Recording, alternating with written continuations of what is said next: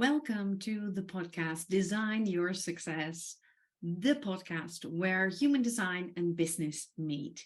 Every week, I will drop a new episode with an inspiring guest who shares his or her story about their business and how human design has fit in and how it has made a change for them. My name is Nicolene Huizinga. I am your host, and I am a business mentor and human design coach. Have fun listening.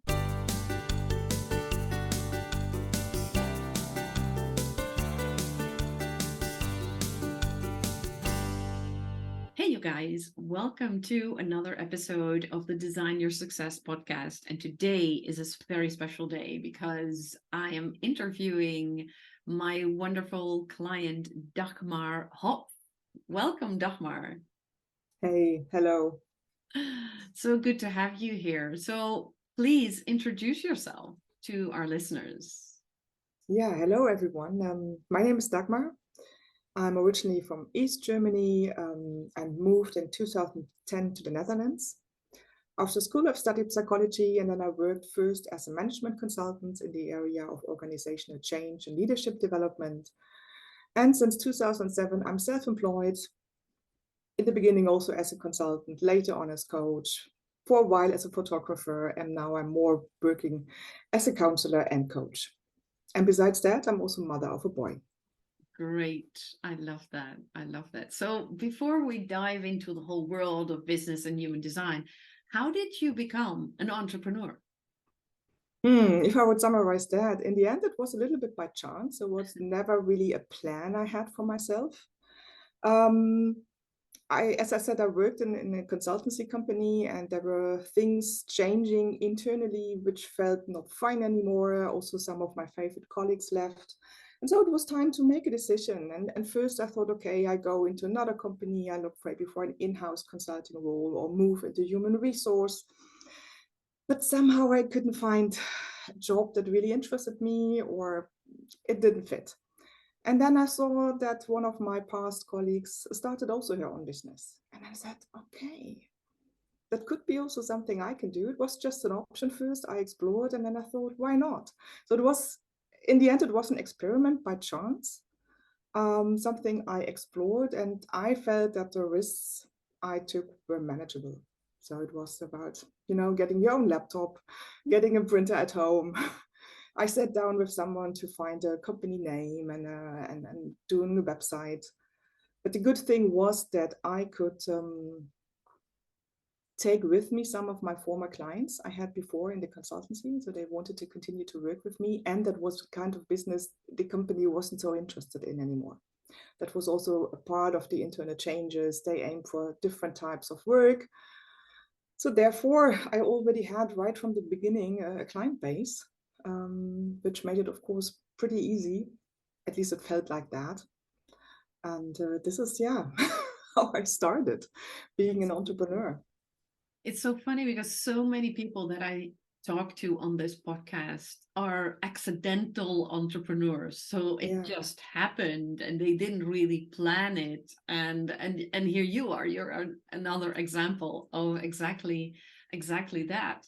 And what you said, I think is so important that you already had a client base Mm-hmm. when you started, because many entrepreneurs, when they start out, they need to build their client base, and that can be tough. That can be really hard.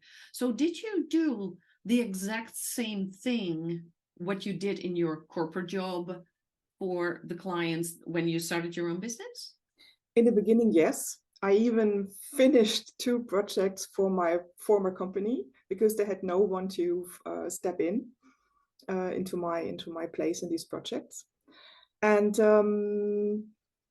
yeah, in the end, it was more or less the same, but I also started to explore new opportunities. And honestly, I told everyone I ever came across that I'm now self-employed. So really everyone from school I was still connected with, from studies, from further educations, from any projects during study time. I told really everyone. And it was really the case that people connected with me and said, listen, my husband and his company, they need someone to facilitate a change process. or here I have an idea, would you like to collaborate with me in doing this and that? So being very open that I change and that I'm available and interested somehow also led new business to me and new connections. That is such a smart thing to do. And I think many people don't do it because they feel it's not interesting or relevant or just anything. But I think this is such a smart move. So thank you for sharing that story, because I think it's such a smart move when you do this and you just start telling everyone. And it's, you know, it's like sowing the seeds and just see what happens. Yeah. And here you are. So how many years ago did you start your business? Yeah, it's now 16 years ago. It was Wow. beginning in January 2007. I went to the Chamber of Commerce in Germany. Wow, that's and amazing. officially opened my business. Yes, yes. 16 years. Yeah. Wow. So I'm guessing, and I know because we've worked together, but I'm also guessing that you really had your like your ups and downs and your moments of reinventing yourself and changing and tweaking. So how would you define the concept of success? Because there are so many different ideas around it, but I would love to know, especially in 16 years of entrepreneurship, how would you define success? For me, it's really very much based on my personal values. That means for me, it's very important to do meaningful work for my clients. And with meaningful, I mean this making or having this deep and lasting impact with regards to what they have been asking for or what they want to achieve. And plus, I want to do that in a way, in my own way, let's say it. And I think that's really has to do with working independently and having the autonomy to follow my intuition, to really live my creativity. And of course, also realizing, at least in the long run, financial freedom. So I never worked with clear numbers per year that I said, okay, now I have to have the 6-figure thingies. But of course, I knew what I need to earn. So I always had a kind of basic calculation in terms of knowing, okay, this is what I need to live my life. But it's had been more important to have this meaningful work instead of only doing business for the numbers. Yeah, I'm totally with you on that, on the meaningful work, because it's, and that's also another great thing that many of the podcast guests have in common, that they really define success by the impact that they make, by the beautiful gifts that they have, that they can share that with the world. And so far there has been no one who defines success by numbers or by status or anything. But I love how you nuance this by making having meaningful connections and meaningful collaborations with your clients, and also making a good living, making enough money, but doing it in your own way. And I think that is so crucial for many people. And especially that's why I started this podcast. And that's why I wanted to highlight the human design element, because that is all about doing it your own way. And now I know you're a manifesting generator, and manifesting generators are these amazing people, the multi-talented, the multi-passionate people. And what you just described, being a management consultant, being a psychologist, being a photographer, it just ticks all the boxes for being a manifesting generator. But I love it so much because it's all about honoring who you truly are at the core. So what would you say, because that's always the case with a manifesting generator. They can do so many different things, but there's always an overarching theme. So what would you say is your overarching theme? I love to work with this concept that everyone has a kind of a talent, something special in the way how they do things. And of course, then I also started to figure out what is that for me. And for me, it's really giving shape. So I'm the one, if it's in a consultancy project, it's giving shape to a goal, and could be in form as a concept. It could be a certain process.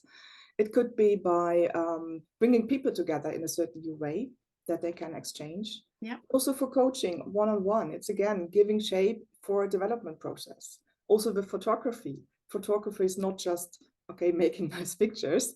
It's kind of giving shape to a message you want to convey with an image, or something you see you want to share. And it's also the same with, again, working as a counselor. It's again shaping a transformation process. Yeah. And here all my things come together. It's on the one hand side the ability to recognize patterns and bringing things together on a content level. On the other level, it's also this kind of creative way of creating visually attractive and simple ways to explain and showcase information. But it can even be in a room. That's what I usually do when I enter a room where I'm going to have a coaching session. I kind of rearrange everything so that I think that's the right setup for having the sessions. Yeah. Yeah. So you really want to do things your own way. Kind Which of, is great. yeah. But in terms of creating also the right space, or giving the right shape that it's possible to achieve what we want to achieve in that special situation. Yeah. Yeah. I love that. I think that is such a beautiful overarching theme, and it describes what you do so well and how you do it. Because I know in your work, when you do it for corporates, individuals, the psychology work, the counseling and everything, it's all about that. It's all about shaping, not just shaping the person, but helping the person find their own shape again, and shaping the future. Yes. And yes. I love how you describe that. So the word shaping is just amazing for you. So this is all about the way you do it. I'm really curious, and I'm asking everyone in this podcast. I'm sure you had rough moments during your 16 years of being an entrepreneur. Could you share one or two from them? Yes. I said that I moved to the Netherlands in 2010. And in the beginning, I thought that's absolutely doable, because I also was used to traveling within Germany to my clients. So I was living in the beginning in the Frankfurt area, later on in the Stuttgart area, and I had clients more or less all over Germany. And I thought, okay, it doesn't matter if I travel to them from the Netherlands, that's not that far. But over time, I realized that I do not really land here in this new country, and I didn't want to feel like a tourist. And so I decided, due to that, but also due to the fact that I was somehow dissatisfied with my work at that moment, so I kind of felt I was losing impact. I decided to completely say goodbye to my well-running business in Germany. Well-running meaning with working with a lot of large corporations, being shortlisted as a preferred supplier. So I didn't have to do any big sales activities or marketing. They just called me and said, "We have another thing. Are you available?" Yeah. I said goodbye to everything, and I restarted from scratch in the Netherlands as a coach, with having no real connections, no business connections, besides of people I met in the first 2 years. So that was in 2000. It was a process. The thought already started in 2012 after being here 2 years. And in 2014, I really changed everything and said, okay, goodbye Germany, goodbye to my former business. Change & Co was the name. And I started 7 Birds from scratch. And that was really a tough moment to dare to say goodbye. Yeah. But in the end, it was really, as I said before, it was really linked with this value of making deep impact, but also of this value of feeling connected and being there where I live, and not kind of a guest. Yeah. But it was tough. It was really starting from scratch. So yeah. And I think this ties in so well with your human design, because your profile lines are 1 and 3. And especially the 3 is all about reinventing yourself. It's about experimenting, it's about testing and trying, and of course enduring the hard moments. But I think you really lived your design, even though you didn't know at the time, I guess. No, I didn't know at that time. Yeah, Yeah, but you yeah, you definitely did. And yeah.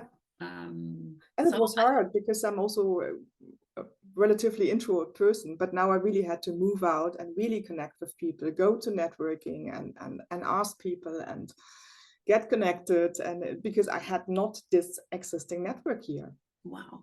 that was really tough. Yeah, I can imagine. I can Yeah. imagine. And it's such a courageous thing to do, to say goodbye to safety, automation, when people just ask you and you don't have to do a lot when it comes to marketing or sales. So it's yeah, that's a tough thing to do. Yeah.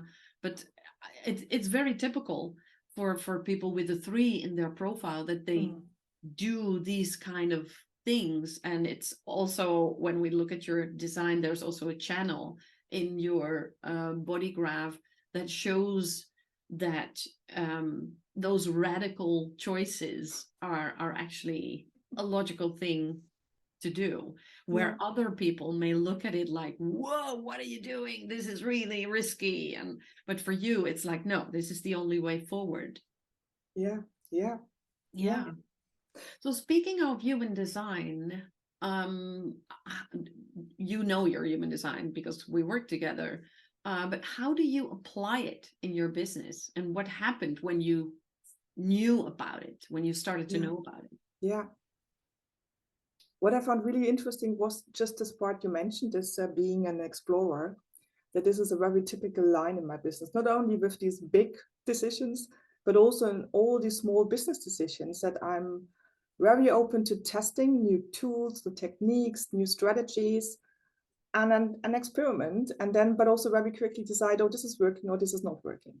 So I'm not sitting there and waiting for years to make finally the right decision. I just go ahead. If it somehow makes sense, it's okay. Let's do it and let's try it. So I'm Yeah. very open to all these things, but I'm also quick in saying then, okay, no, that's not it. I stop it. So this is one thing. Another thing that wasn't really clear to me, but it definitely resonates, is this other line with the investigator, the number, the one. Yeah. This being really interested to seek new knowledge, to learn new things. This is also an ongoing theme that, of course, I do my work and I have a solid knowledge base and experience, but still, again and again, I'm looking for new courses, learn new things, read books. And due to our work, I really realized that it's important for me to make time for that, because that also gives me satisfaction for being who I am, Yeah. and fulfilling this kind of need in that sense. Um, to allow myself to dive into new things, even if it's not directly applicable in my work. But quite often there are always parts. It's because it's not that I'm completely all over the place, but still in different areas or new things or new developments in the coaching and training and learning and change industry. Yeah. But this is one thing, another thing. And what also came very clear to me was this connection that I really have to wait for my inner yes. Mhm. That I have this sacral center, which in the end gives me my clear message. Is that something for you or not? Yeah. And this is really what I even perceive in very simple daily life decisions. Imagine I go shopping for a new dress. If I don't feel a clear yes, I don't buy it. Oh, yeah. So Yeah. I really stopped with that. Even in the big, sometimes you make these decisions, you buy something because you think, oh yeah, I need this new jacket, I need this, that, and this somehow fits. But in the end, it's just Mhm. getting dusty in your wardrobe and you Yeah. don't wear it. And this was really something I learned over the last years for myself without knowing about it. Go with your inner yes, feel it really. And if I don't feel it, I don't do it. Yeah. Yeah. So how do you feel it? Because I'm a generator, as you know, and I'm a fellow 1-3, so we have the similar profile line. So I totally feel you on the learning new stuff and getting new knowledge and making time for that in order to honor that. But looking for the yes, what do you feel when you feel the yes? How does it come to you?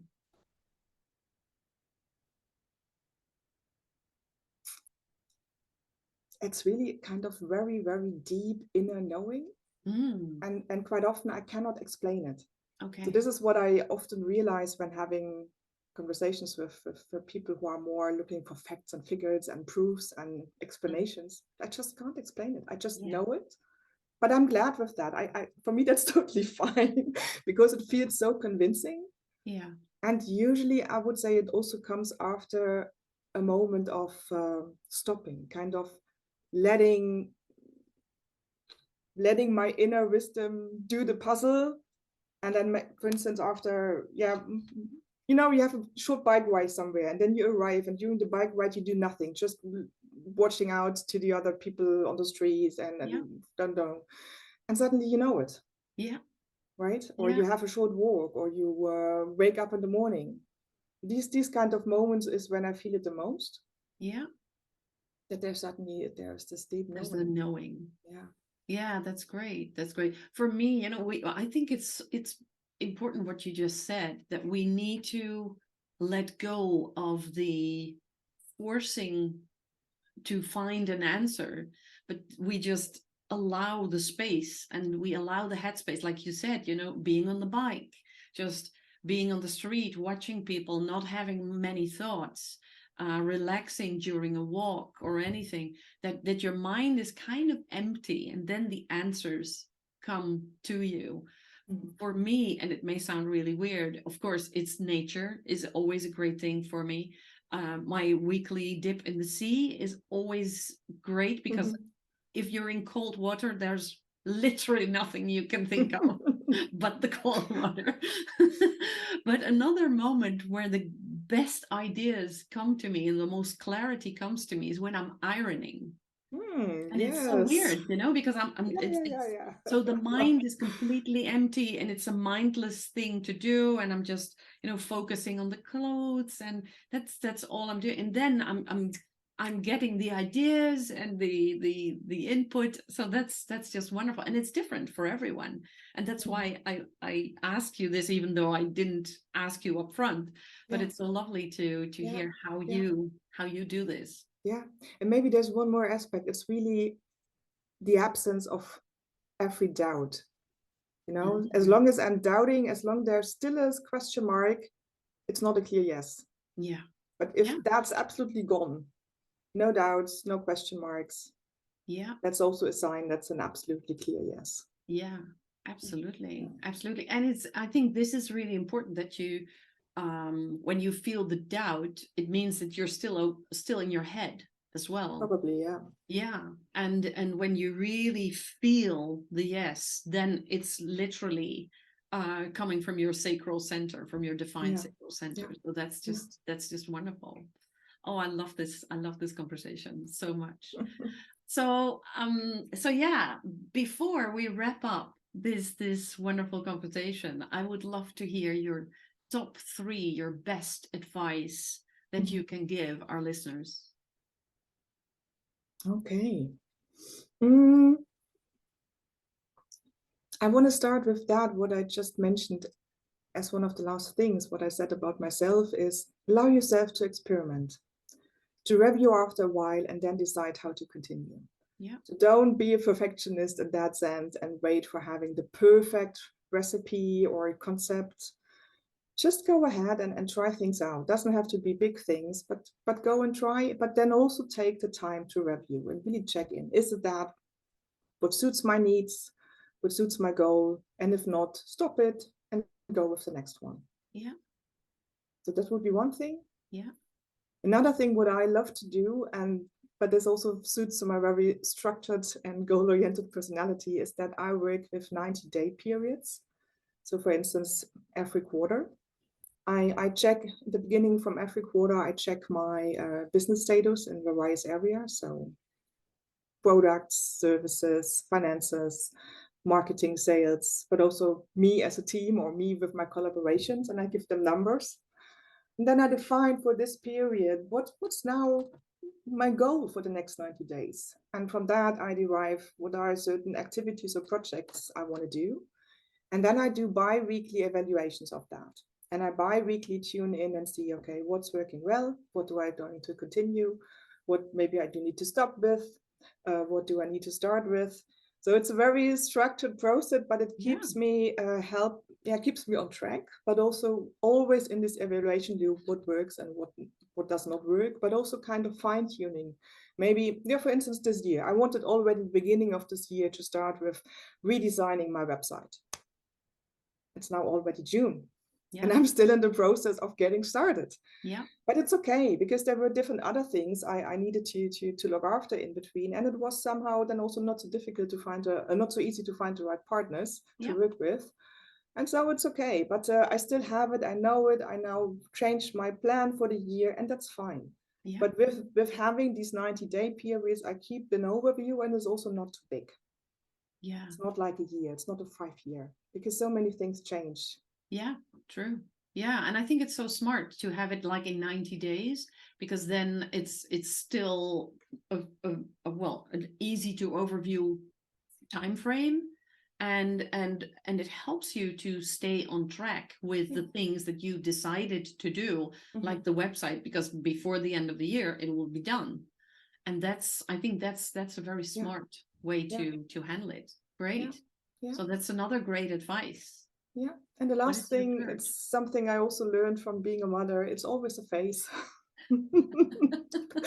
So everything is urgent or critical or difficult for a certain period of time, and then things will change again. So there's always light at the end of the horizon. Be sure things are going to change.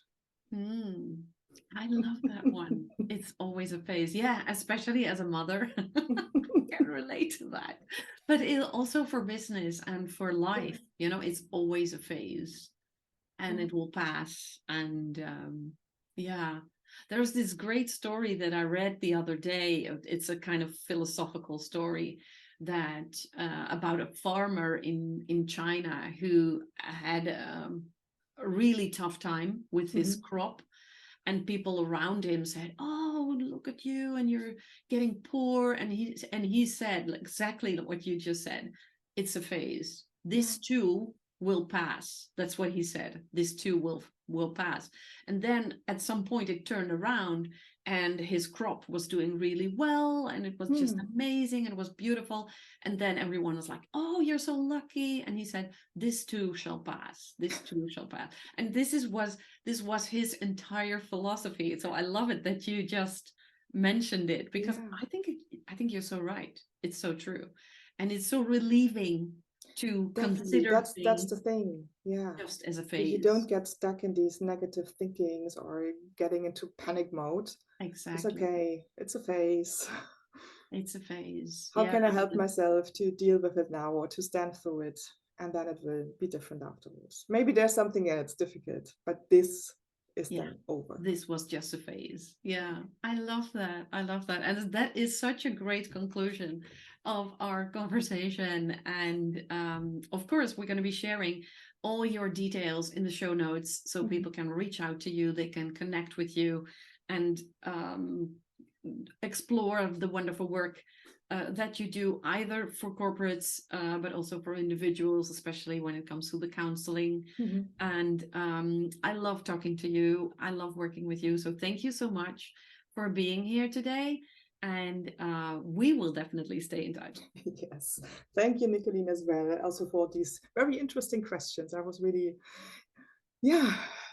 not only interesting, but also kind of insightful for myself to think about. And what is it that I want to share, and what's insightful, and how to answer for myself.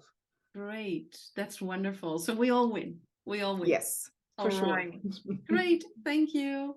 Thank you. Bye. Thank you for listening to this episode. I look forward to hearing your thoughts, so please let us know and subscribe so you will never miss a next episode.